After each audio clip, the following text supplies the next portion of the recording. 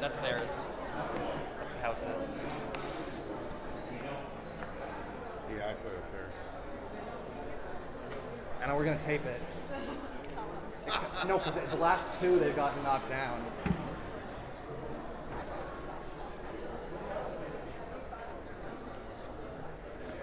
Not enough tape. Last one, Joe went like. The last two press conferences, those mics got knocked down.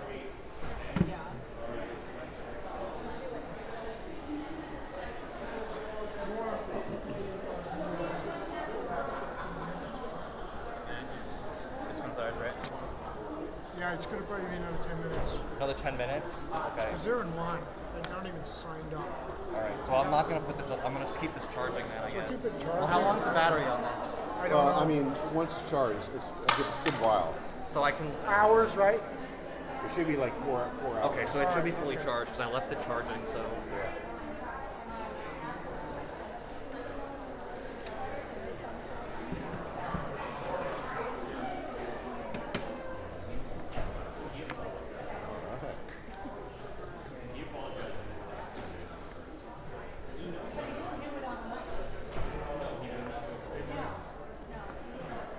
They're not yesterday. Labor? Yeah. All right. I'm having some trouble with the tape here. I see You should that. see the video. I said we needed masking tape. Why? We don't have that. This is the only tape we have. How'd you get yours to stick? Just put it on there. You guys good for a sound check? It's not sticking. Sound check, Thursday. May 8th. Dick's all set. You do it. Okay. Testing, 1, 2, 3, sound check. Press conference on Thursday, May 8th. See? There you go. It's not sticking. Well, That seems to be down.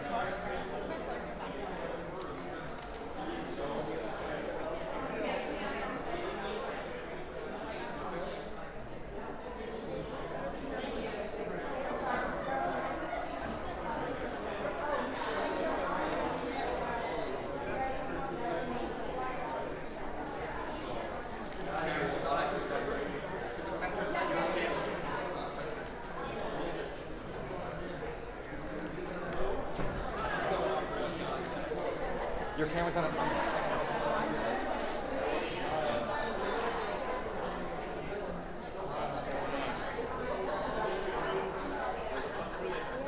We're going to be on both sides of the podium, and you guys maybe go kind of come over here.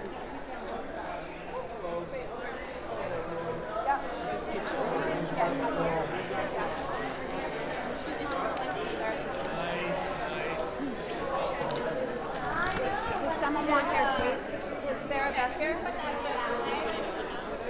Is Sarah Beth here? I do not have Sarah Beth. Is she speaking? Yeah, she will be here for she will be here to answer questions. Let me find Oh, her. the lady. Okay. But only to answer questions, not to speak.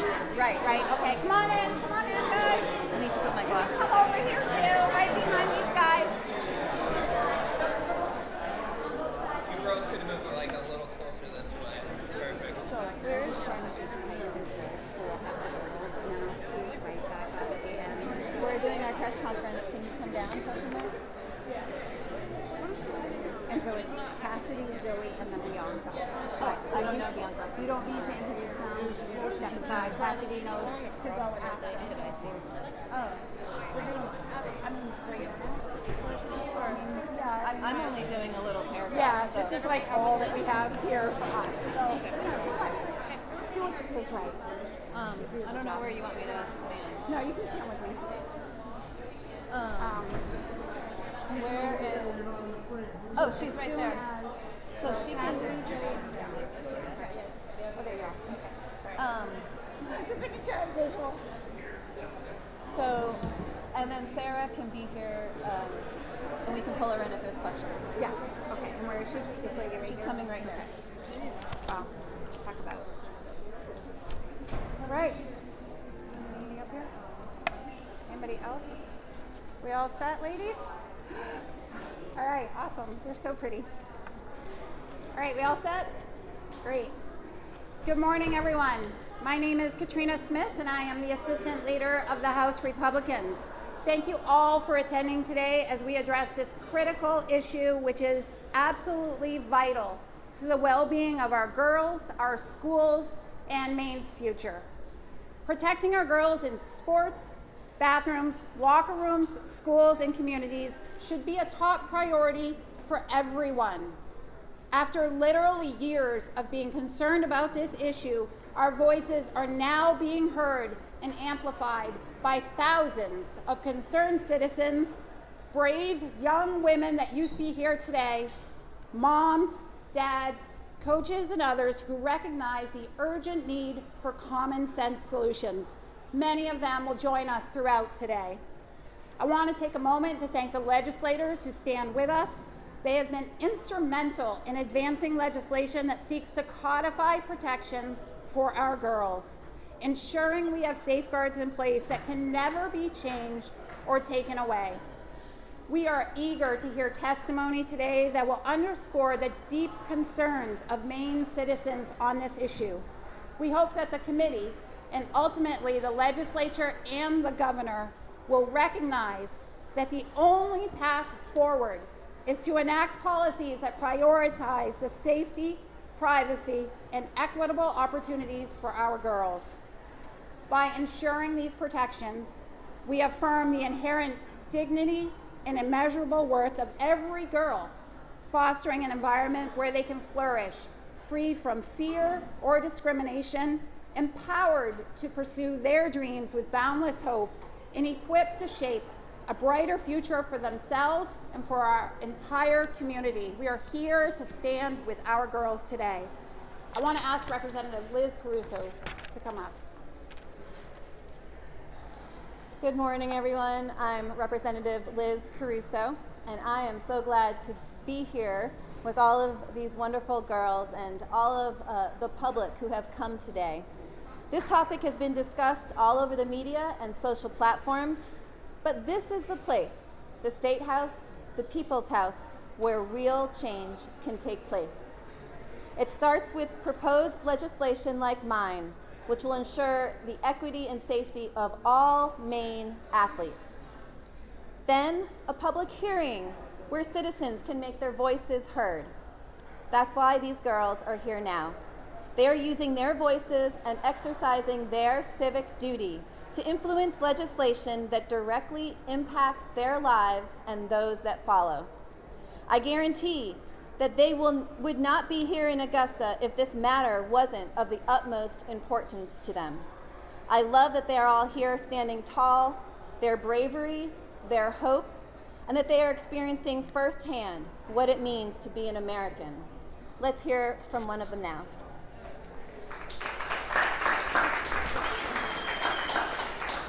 Hello and good morning. My name is Cassidy Carlisle and I'm a current senior at Presque Isle High School. I'm here today in support of all these females standing around me and me, myself, and the generations to come.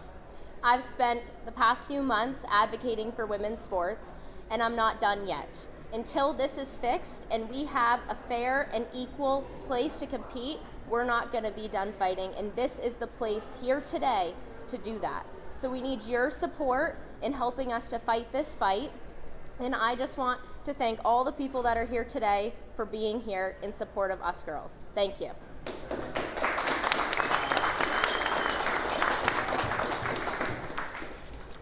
Good morning, everybody. My name is Zoe Hutchins. I'm a senior in high school from Fairfield, and I've been an athlete for nearly 15 years now. Maine's stance on this issue is very clear. We do not want men in women's sports or spaces. And this isn't just about sports and having an even playing field, although that is a very large part of it. It's also just about keeping our women safe. Recently, a friend of mine was at the gym, and she was about to use the locker room, and she noticed that a man walked in before her. And obviously, she was very uncomfortable with this and didn't want to use the same locker room as a man. And later, she realized that this man is a registered sex offender. So this is what our state is encouraging. We are encouraging allowing a grown biological male, a registered sex offender, into a space as intimate and vulnerable as a women's locker room. And we are allowing this just because of how he chooses to identify. This is unacceptable, and steps have to be taken to protect our girls and women. Mainers are sick and tired of watching men be allowed into women's sports and spaces. Over the past several weeks, countless individuals have approached me and have thanked me for supporting them and standing up for them and for their families. Almost every time they say the same thing. They say that they wish changes would be made in Augusta and they wish changes would be made in legislation. Well, this is the chance for those changes to be made. It's time for our legislators to reflect the will of the Maine people and enact bills that protect our girls. Thank you.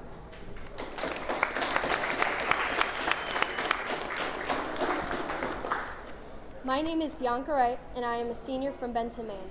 I'm a multi-sport athlete. I've played soccer, softball, basketball, and many other sports for many years.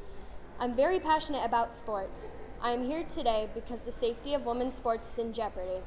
Boys should not be allowed to play on girls' teams. It is not safe, not fair, and is not fun for almost everyone involved.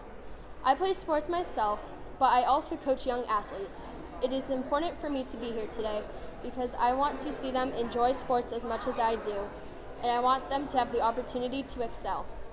I'm disappointed that there are people in charge who aren't standing up for me. This is something that young high school athletes shouldn't have to fight for. But that's why we're here today. I hope that Maine will do the right thing for me and for every athlete in Maine. Thank you.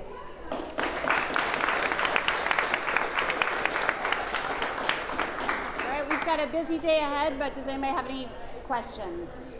Seamus?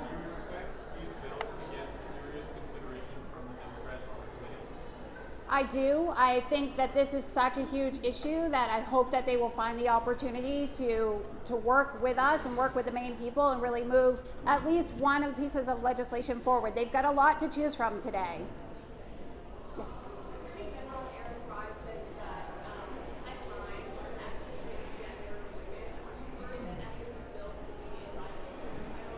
I am not. They can be protected just like all can be protected. We're just asking for the girls not to be sacrificed, for just a few. They can, as Representative Caruso's bill highlights, we have opportunities for them to participate in sports, to have single-sex bathrooms, places that they can go as well. It's really not discriminating against them. It's just separating people so that they feel comfortable. Governor Mills has called this issue a public debate a couple times. Has anyone had this debate with Governor Mills? Have you had this conversation yet? A what debate? I'm sorry. Well, we're surprised that this is in committee today. I didn't think that we'd even get to this debate process, but we've tried to talk to Governor Mills. I mean, it hasn't gone anywhere. I think that we are certainly open. We've asked to speak to her about this. We're still willing to talk to her about anything she wants to talk about. She's been pretty quiet on this issue. Yep.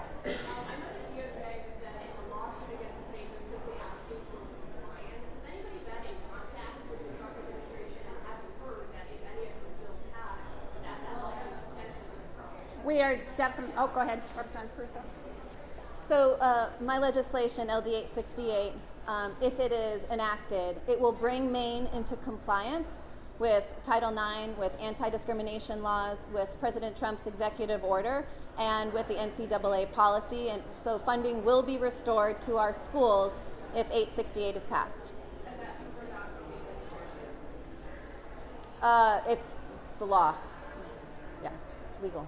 We have been in touch with the Trump administration, and they're fully on board with legislation. We'll have to see what happens through the legislative process and through the governor's office. But one more, and then we'll let these ladies get going. Are you concerned if this DOJ lawsuit does get appealed, are you concerned that it might not go your way, and if so, these bills pass or anything? So our model's legislation has been enacted already in 26 states across the country. So that should answer that question. All right, thank you, and thank you so much to these ladies. Woo!